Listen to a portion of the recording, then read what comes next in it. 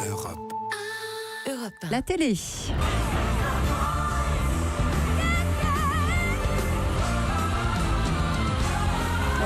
Oui, on a reconnu une nouvelle saison de l'émission musicale de TF1. Est-ce que le public va encore être surpris? Et alors, sincèrement, chaque année, la question se pose et il faut reconnaître que la réponse est quasiment tout le temps oui. Il y a un travail de production et de recherche des talents qui est absolument considérable. Et puis, vous savez, il y a toujours le petit truc, l'élément nouveau qui vient renouveler le format. Et cette année, alors, il faut se tourner plutôt du côté du jury, avec aux côtés de Mika, Florent Pagny et Zazie, qui sont les jurys des années précédentes, l'arrivée de Pascal Obispo, très heureux de squatter le fauteuil rouge. Pour moi, être un bon chanteur, c'est être vrai. Pour les convaincre, j'essaierai d'être bienveillant. C'est ludique, c'est un jeu, c'est ce qui plaît au public aussi. Alors pour le reste, c'est quand même la même mécanique. Sous l'œil attentif de Nikos Aliagas, la machinerie The Voice est redoutable. Avec pour débuter, vous savez, ces fameuses auditions à l'aveugle. Dos tourné au candidat, seule la voix compte. Écoutez celle-là. But it's alright, it's okay.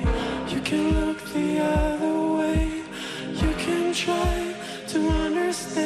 Allez, je me tourne. C'est vrai ? Bravo! On vous a même mis un bruit de buzzer pour aller avec. Alors vous savez, il y a dans The Voice un aspect ludique en fait qui séduit le public. Le téléspectateur s'imagine à coup sûr à la place du jury. Mettez-vous à la place du jury et écoutez cette autre voix.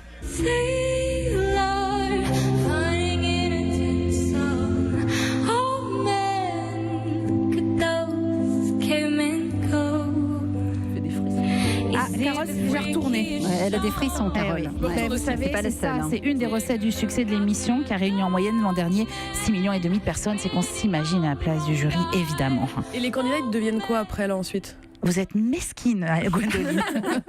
Et bien, gagnants ou pas, figurez-vous qu'ils sont nombreux à poursuivre une carrière musicale. Et d'ailleurs, plusieurs d'entre eux seront sur France 2 ce samedi à la même heure face à The Voice. Parce que France 2 propose Destination Eurovision. C'est encore un concours de chant pour désigner la chanteuse ou le chanteur qui représentera la France à l'Eurovision. C'est une émission qui est présentée par Garou, un ancien juré de The Voice. Et dans les 8 finalistes, il y en a 3 qui sont passés par la case TF1.